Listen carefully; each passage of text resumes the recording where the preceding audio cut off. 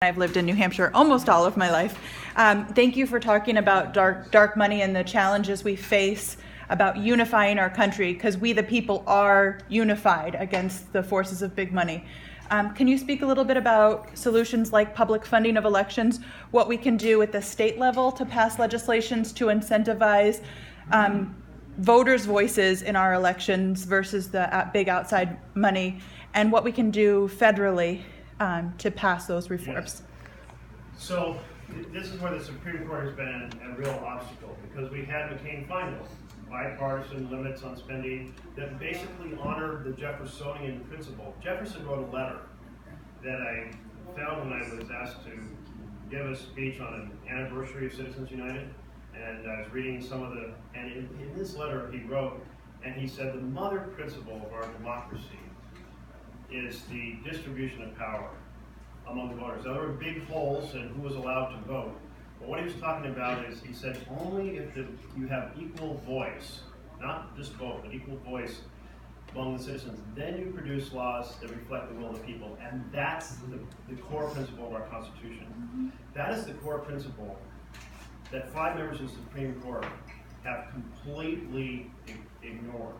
And instead, they have said, we will take the First Amendment, convert it into the right of the powerful to run the country by spending untold sums. The vision of the First Amendment, that everyone can have their say in the public square, completely corrupted by these 5 justices, and completely,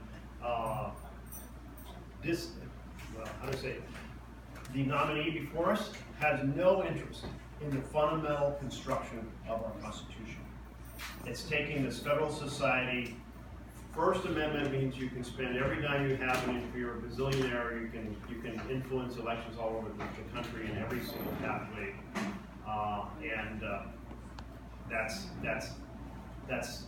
government divided for the powerful. That explains what's been happening in the Senate and the House. So given that the court can't change you, then we have the challenge of incentivizing some form of kind of self-choice to limit donations. And we had the presidential strategy on that, and that's really gone by the wayside because the nominees have found to get the resources they feel they needed to set that aside. So it's not a functioning entity.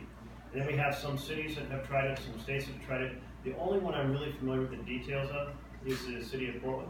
The city of Portland had citizen-funded elections for the city council for about 6 years, and then the newspaper opposed it dramatically. We had a few unfortunate misuses of the funds that created a few scandals, and we lost it. I am going to look into the other examples around the country that can provide some insight on this, because that's under this set of Supreme Court justices, it's the only path we have is some form of citizen incentivized election. And we've seen different versions of it. We've got to find ways to use that tool, and I hope we can also find a way to have a president or a Senate or both that will not let anyone else join the Supreme Court in the future who doesn't believe in the Jeffersonian equal voice distribution of power. And what about a constitutional amendment? Even though